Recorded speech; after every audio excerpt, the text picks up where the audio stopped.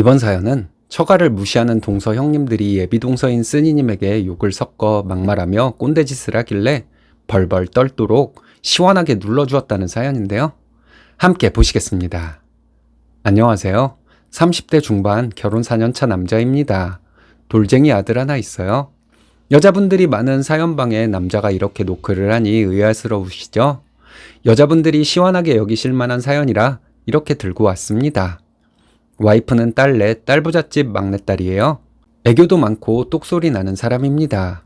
저는 다른 건 몰라도 내 건 내가 지킨다, 내 사람 내가 지킨다는 개념이 좀 큰 사람 같아요. 의리 있는 놈이라고 봐주셨으면 좋겠네요. 세상에는 효자 효녀도 있고 효부도 있는데 효자 사위는 뭐라 하는 건지 모르겠네요. 효서라고 해야 하나? 와이프는 저를 효자 사위라고 합니다. 제가 뭐 딱히 처가에 잘한 것도 없는데 와이프와 장인어른 장모님이 저를 축혀 세우는 것이 어떨 때는 부담스럽기도 해요. 제가 효서가 된 스토리를 들려드리겠습니다. 와이프는 저보다 1살 많습니다.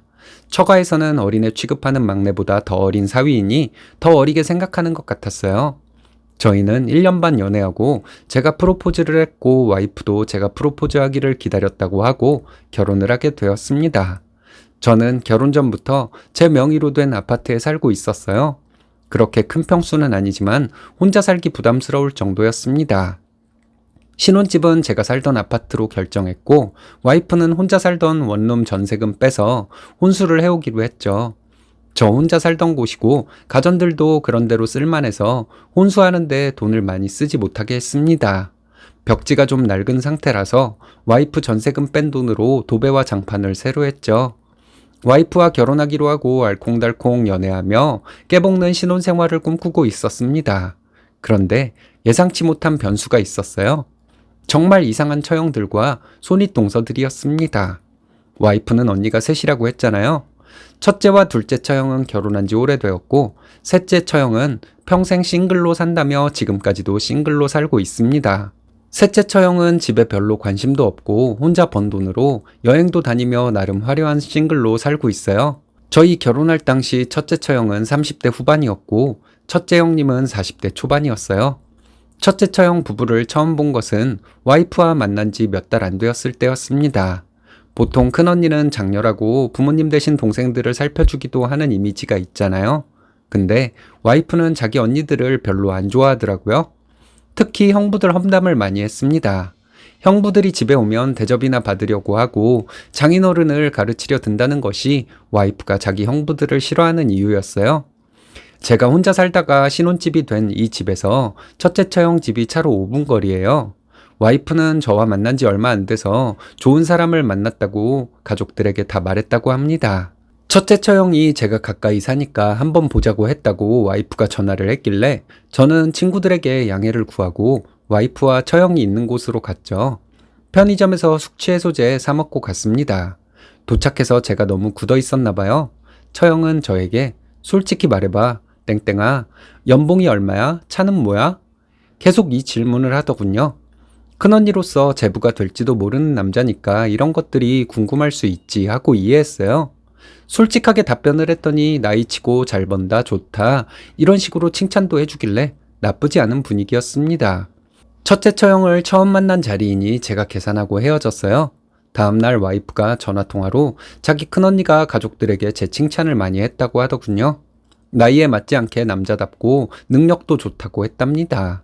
그리고 나서 거울을 봤더니 평소엔 못생겨 보이던 제 얼굴이 잘생겨 보이더라고요. 얼마 후에 와이프와 연애한 지 5개월 되었을 때 첫째 처형과 첫째 형님을 만나게 되었습니다. 갈비집에서 만나서 인사도 하고 같이 식사도 하고 그러는데 형님은 너무 말이 없더라고요. 저를 만났을 때 가볍게 하는 인사말 빼고는 한참 동안 아무 말도 안 하고 있었습니다. 반주로 소주를 마셨는데 형님은 술이 들어갈수록 와이프에게 예전에 있었던 일을 들먹이며 말도 안 되는 훈계를 하더라고요.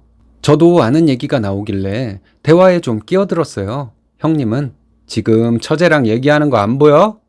신경질적으로 이렇게 말하길래 예, 화장실 좀 다녀올게요. 이러고 나가서 담배 한 대 피우고 들어왔어요. 들어가면서 카운터에서 몰래 계산하고 자리로 가서 앉았습니다.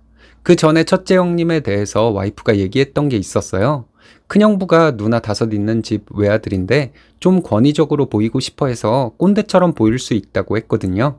근데 그렇다고 하기에는 첫째 형님이 초면에 너무하는 것 같아 슬슬 저도 열받기 시작했습니다. 들어와서 앉았는데 형님은 와이프에게 장난이라고 하기에는 너무 심한 행동을 하고 있더라고요. 아무리 나이 차이 많이 나는 막내 처제라지만 머리카락을 잡아당기는 건 말이 안 되잖아요. 와이프는 하지 말라고요, 형부. 이러는데 형님은 실실 웃으면서 계속 와이프 머리카락을 잡아당겼습니다.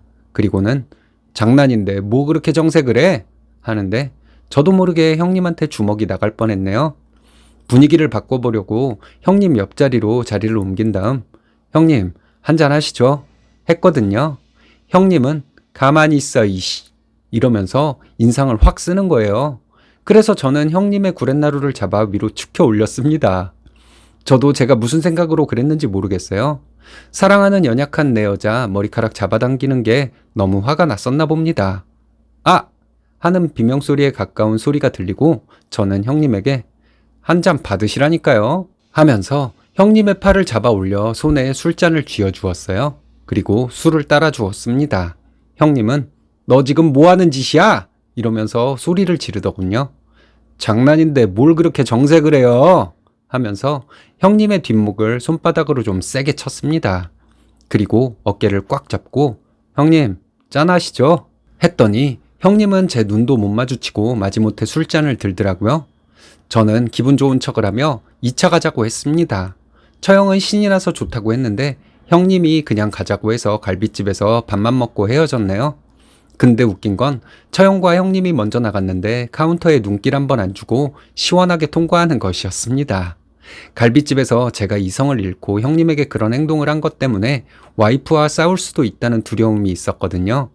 처형 부부와 헤어지고 나니 와이프가 너무 잘했다고 칭찬을 하는 거였습니다. 형부들이 자기네 부모님도 너무 무시하는 것 같아 속상했는데 제가 너무 잘했다는 거였죠.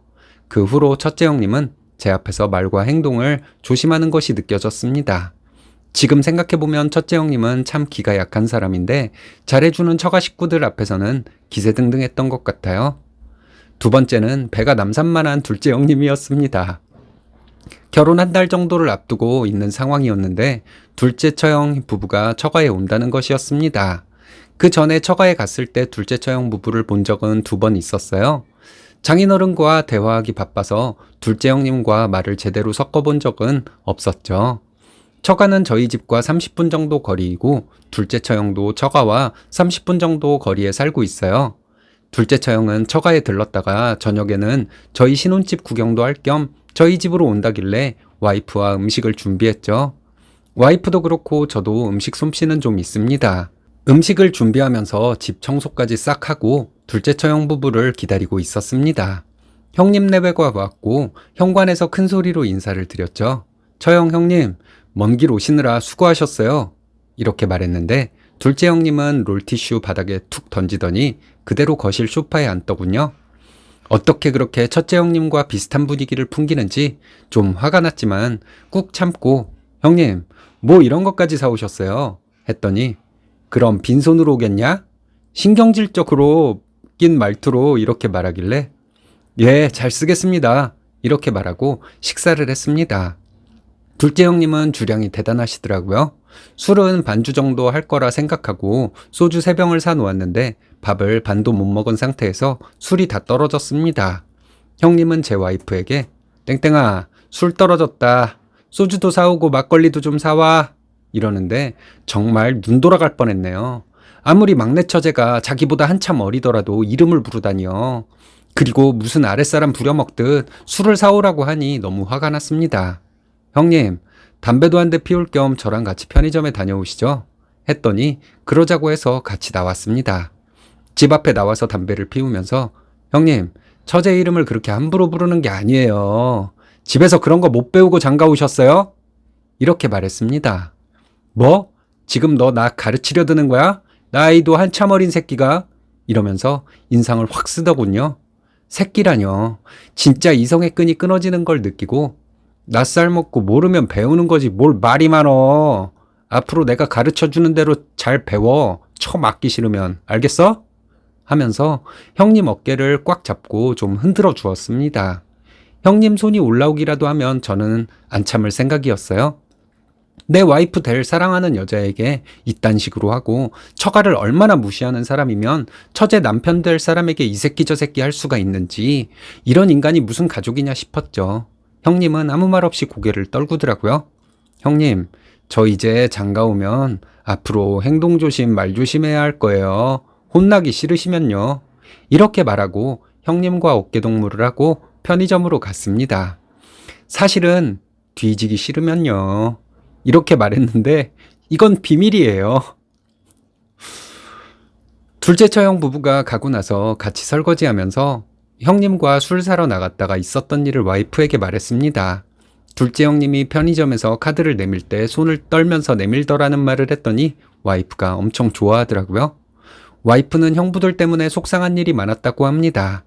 남들 하는 만큼 다 해서 언니들 시집 보냈는데 형부들은 집에 와서 대접만 받고 싶어 하는 게 너무 보여서 너무 싫었대요.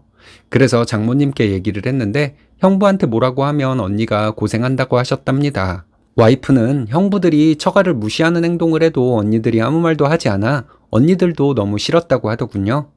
형님들과 이런 이벤트를 치르고 저희는 결혼을 했습니다. 결혼 후에 처가에 모일 일이 있어서 모이면 형님들의 꼰대 같은 말에 저는 꼬박꼬박 입 바른 소리를 했죠. 어딜 아버지나 마찬가지인 장인어른의 말을 끊고 자기 할 말을 하냐. 누구 시키지 말고 필요한 거 있으면 직접 움직여라. 처가에 와서 어른들 말벗해드려야지 어딜 방에 들어가서 자려고 하냐. 이런 것들이요. 제가 이런 식으로 행동하는 것을 와이프는 엄청 좋아했습니다. 저보고 섹시한 정의의 사자라고 했으니까요. 그 소리 듣고 거울을 봤더니 태어나서 두 번째로 제 얼굴이 잘생겨 보이더군요. 지금은 형님들도 처가에 와서 대접받으려 하거나 꼰대 같은 행동 안 합니다. 와이프가 한번 장모님에게 물어봤대요. 제가 형님들 나쁜 버릇 고쳐놓았으니 우리가 제일 효도하는 거 아니냐고요? 장모님은 말없이 고개를 끄덕이셨다고 합니다. 사위는 백년 손님이란 말에서 손님이 상전이란 뜻은 아니잖아요. 장인어른은 가끔 가족들 다 모였을 때 남자는 모름지기 막내 사위처럼 진중해야 한다고 하시는데 제가 뭐가 진중하다는 건지는 잘 모르겠습니다. 와이프 말이 엄마 아빠도 형부들한테 기분 나빴던 일이 많아서 일부러 저를 추켜 세워주는 것 같다고 합니다. 그런 거겠죠. 이 정도면 남자의 사연이지만 여자분들 보시기에 괜찮은 사연 맞죠? 이건 남녀 사지 따질 거 없이 사이다 사연인데요. 꼭 별것도 아닌 것들이 순한 사람들 만만하게 보고 진상을 떨더라고요. 쓰니님은 효자 사위 맞습니다. 학창 시절에 좀 놀았던 것 같네요. 놀아도 지저분하게 놀지 않고 깔끔하고 멋지게 놀았던 분 같습니다. 이분 분명 얼굴도 잘생겼을 거예요.